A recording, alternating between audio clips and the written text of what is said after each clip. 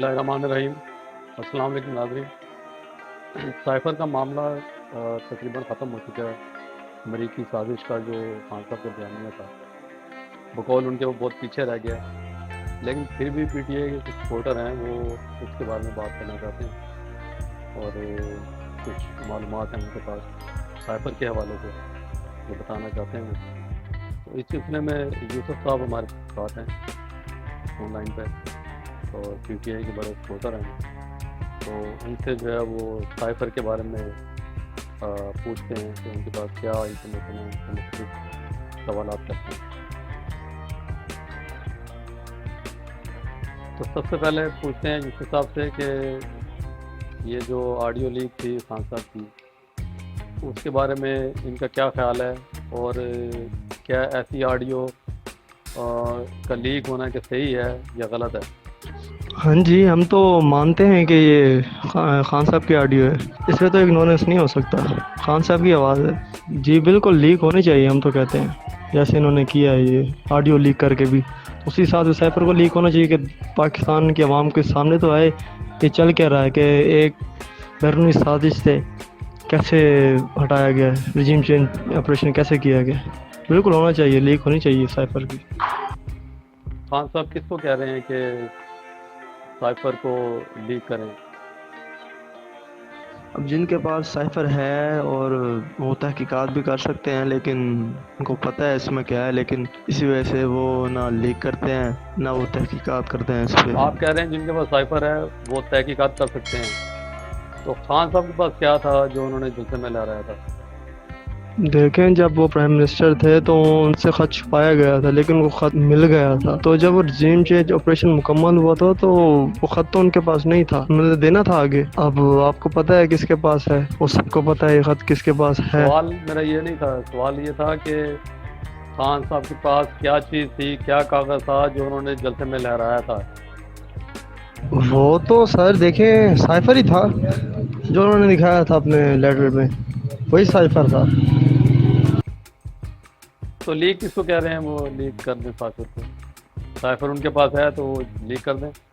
देखें, जब उन्होंने साइफर लहराया था तो वो प्राइम मिनिस्टर थे, और साथ साइफर है, वो प्राइम मिनिस्टर से साइफर ले लिया जाता है। जब वो चाह रहे थे पब्लिक करना, लेकिन नहीं कर रहे थे। जब ये ऑडियो लीक हुई तो वो तो कहते हैं अब तो होना चाहिए, लेकिन मैं बता रहा हूँ कि उनके पास साइफर अब मौजूद नहीं है।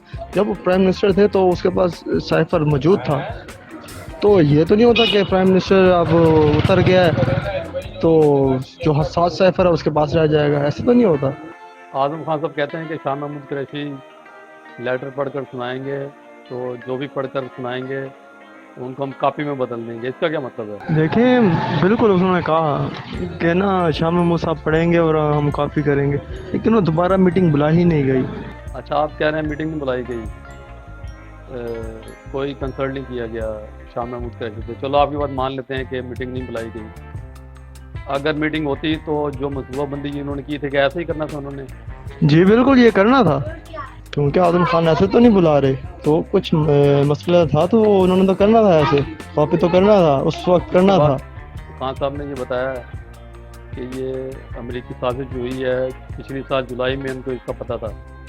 तो उनको पता था कि अमेरिका ने इस तरह का एक साफर भेजना है। आप ये देखें कि जब से उन्होंने एब्सोल्युटली नोट बोला और अफगानिस्तान पे अपने आप को पीछे रखा कि नहीं, ये हम हम क्यों लड़ें आपकी जंग, वो कहते हैं कि आप हमारे गुलाम बन कर रहे हैं। खान साहब ने कहा नहीं। इसी वजह से खान साहब को अंदाज़ा हो चुका था कि कुछ ना कुछ अमेरिका करेगा। उसी से आहिस्ता आहिस्ता स्टार्ट हुई, ये साजिश से स्टार्ट हुई। खान साहब को ये मालूम नहीं था कि इतना कुछ हो जाएगा।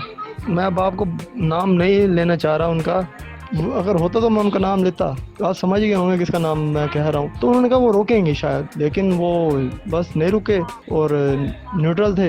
ये साजिश कामयाब हो गई। अगर न्यूट्रल्स ना होते तो फिर ये रुक जाती। खान साहब तो इसी पे चांस पे लगे थे ना, हाँ भाई मैं, मेरे पास पावर है, मुझे नहीं ये रोक सकते। लेकिन आपके सामने है क्या हुआ क्या नहीं। हाँ, स्टेबलिशमेंट की बात कर रहे हैं ना, वो चाहते तो रोक सकते थे। वो खान साहब यही क्लेम करते हैं ना, क्योंकि खान साहब तो उन्हीं के सहारे खड़े हुए थे।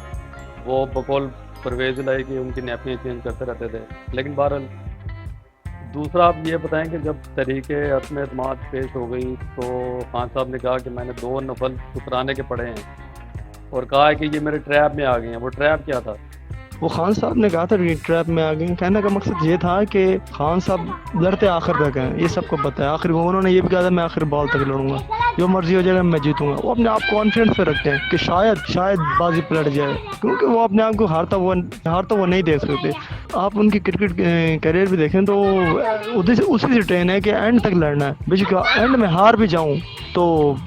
वो तो सारे लड़के ही हारते हैं, कोई भी जीत प्लेट में रखे तो नहीं देता किसी को, सब फाइट करते हैं।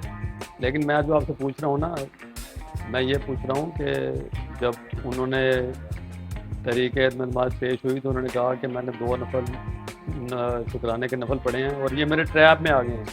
ट्रैप का मतलब होता है जाल, जो मैंने जाल बिछाया है उसमें आ गए हैं। वो जाल क्या था वो? देखें ये खान साहब की आदत है, वो ऐसी बातें करते रहते हैं, अपने आप को कॉन्फिडेंस देते रहते हैं। नहीं, आप जाल तो क्या उन्होंने बिछाना था जाल, बस वही अपने आप को कॉन्फिडेंस दे रहे हैं कि मैंने अब इनको फंसा लिया, ये अब फंस चुके हैं, ये मेरे खिलाफ एतमाद ला के फंस चुके हैं। क्योंकि अवाम देख रही है कि 11 जमातें एक तरफ हैं, 13 जमातें एक तरफ हैं और खान अकेला खड़ा है। मतलब खान साहब की बातों पे तवज्जो नहीं देनी चाहिए, वो ऐसी बातें करते रहते हैं। अच्छा ये बताएं, ये खान साहब अपने दौर में अगर चाहते तो कमीशन बना देते इसके ऊपर, और लेकिन अपने टेन्योर में उन्होंने ऐसा नहीं किया। अब आप ऐसे तो ना गए कि खान साहब की बातों पर तवज्जो नहीं देनी चाहिए। सारी कुछ ऐसी बातें होती हैं जो आपको इशारा देना पड़ता है, जो और खान साहब की यूथ और खान साहब के जो कारकुनान हैं वो समझ जाते हैं क्या बात कर रहे हैं। एनीवे, जो आप कह रहे हैं कि खान साहब को अपने टर्नओवर में बनाना चाहिए था, और खान साहब के पास सैफर के बाद कितना टर्नओवर था? कोई टर्नओवर भी नहीं था। इतनी जल्दी जुडिशल कमीशन तो नहीं बनता, कोई इतनी जल्दी ओपन हेयरिंग तो नहीं होती ना। खान साहब को टाइम दिया जाता, 1-2 मंथ का टाइम मिलता हो तो वो बनाते। तो 1 महीने का टाइम तो था उनके पास। और ये बताएं कि ये तारिक खान जो लेफ्टिनेंट जनरल थे रिटायर, उनकी सरबराही में जो कमीशन तश्कील दिया गया था वो कब दिया गया था? देखें, इस पे कोई जुडिशल कमीशन तो नहीं बना था, ये तो एक कमीशन था कि सैफर की जांच पड़ताल के लिए। तो खान साहब को इसकी बजाय जुडिशल कमीशन बनाना चाहिए था ना। चले हम मान लेते हैं कि खान साहब ने नहीं बनाया, ठीक है नहीं बनाया, लेकिन ये भी तो ये बना सकते हैं ना जुडिशल कमीशन, ये तो इनकी हुकूमत है। इन्होंने तो नहीं करना मेरे भाई, ये तो खान साहब ने करना था, ये क्यों करेंगे? क्योंकि ये टॉप सीक्रेट मैटर है। उनको चाहिए था कि वो जुडिशल कमीशन बना देते इसके ऊपर, और अदालत चाहे इसके ऊपर इम्प्लीमेंट ना करती, लेकिन ये खान साहब इसके ऊपर सियासत जो है वो करते रहते। बहरहाल अगर खान साहब इक़्तिदार में आ जाते हैं तो अमेरिका के ख़िलाफ़ वो क्या पॉलिसी अपनाएंगे? अमेरिका ने इनकी गवर्नमेंट गिराई है, तो क्या उनके ख़िलाफ़ पॉलिसी होगी, क्या इकदाम उनके ख़िलाफ़ उठाएंगे? आज तक वैसे वो कोई यहाँ पे एहतजाज तो कर नहीं सके ना, अमेरिकन एम्बेसी के सामने जो है जाके उन्होंने कोई एहतजाज रिकॉर्ड कराया। तो आपको अच्छे ताल्लुकात तो उन लोगों के साथ चाहिए ना जो आपके खिलाफ साजिश नहीं करते। ऐसे लोग जो आपके खिलाफ साजिश करते हैं, आपकी हुकूमतें गिराते हैं, उनके खिलाफ आप क्या पॉलिसी अपनाएंगे? देखें, हम रहते हैं पाकिस्तान में, इस्लामिक कंट्री से हो, यूरोपियन यूनियन से हो, ताल्लुकात अच्छे रखने हैं। हम ये नहीं चाहते कि ताल्लुकात ख़राब हों, लेकिन ये हमारे पाकिस्तान में ऐसे क्यों है? वो गुलाम ही रखना चाहते हैं, कहते हैं आप गुलाम रहेंगे तो हमारे लिए बेहतर है। लेकिन ये खान साहब कहते हैं हमें गुलामी नहीं पसंद। हम तो गुलाम नहीं है भाई अमेरिका के, हम तो ऐसे मुल्क को पसंद नहीं करते जो हमारी हुकूमतें इस तरह से गिराए इतनी दूर बैठ कर। हम तो कतन ऐसे मुल्क से कोई ताल्लुकात नहीं रखना चाहते।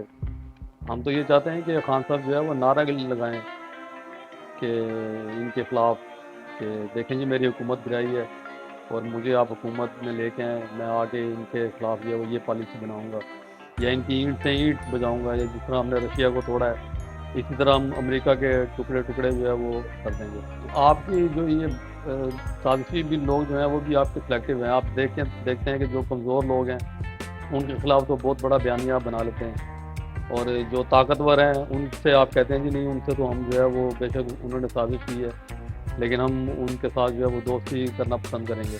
यानी कि बड़ी अजीब बात है कि साजिश करने वाले से आप ताल्लुकात रखना चाहते हैं, लेकिन जो साजिश में शरीक थे उनको आप कहते हैं कि जी वो तो गद्दार थे, वो तो उनके साथ तो हम हाथ मिलाने के लिए तैयार नहीं हैं, उनके साथ हम बैठने के लिए तैयार नहीं हैं। तो आप चाहते हैं कि जी हम अमेरिका से अच्छे ताल्लुकात चाहते हैं बराबरी की बुनियाद पे, तो हम तो भाई उसके बराबर ही हैं। आप शायद उसके बराबर ना हो, आप शायद ग़ुलाम हो उनके, हम ग़ुलाम नहीं हैं उनके। पाकिस्तानी अवाम जो है वो किसी तौर भी अमेरिका से कम नहीं समझता खुद को, और ना ही हमारा मुल्क किसी मुल्क से कम है। और हम तो ये बिल्कुल ऐसे मुल्क को पसंद नहीं करते जो हमारी हुकूमतें वो गिराए या बनाए। हम तो इस तरह की मुदाखलत या साजिश जो है वो हम तो कतन जो है वो ऐसे मुल्क की पसंद नहीं करते, और ऐसे मुल्क को हमको अच्छा ही नहीं, हम तो ताल्लुकात भी नहीं रखना चाहते ऐसे मुल्क से। तो ये जो दोगली पॉलिसी है ये जो पाकिस्तानी है उनको बिल्कुल पसंद नहीं है। ना ही पाकिस्तानी जो है वो इस तरह की दोगली पॉलिसी रखते हैं कि ऐसे आदमी को जो है उससे आप दोस्ती करना चाहें जो आपकी हुकूमत गिराए और आपकी कमर में जो है वो छुरा घोंपे। तो पाकिस्तानी ऐसे लोगों को पसंद नहीं करते, ऐसे मुल्कों को पसंद नहीं करते। आप शायद पसंद करते हैं और पीटीआई के वर्कर जो है वो शायद पसंद करते हैं, उनसे दोस्ती रखना भी पसंद करते हैं, लेकिन पाकिस्तानी अवाम इस तरह उनका एटीट्यूड ये नहीं है। तो नाज़रीन, डिबेट टाइम में अगर आप भी हिस्सा लेना चाहते हैं तो स्क्रीन पर दिखाए जाने वाले व्हाट्सएप नंबर पर रब्ता कर सकते हैं। देखने का बहुत शुक्रिया। अल्लाह हाफ़िज़।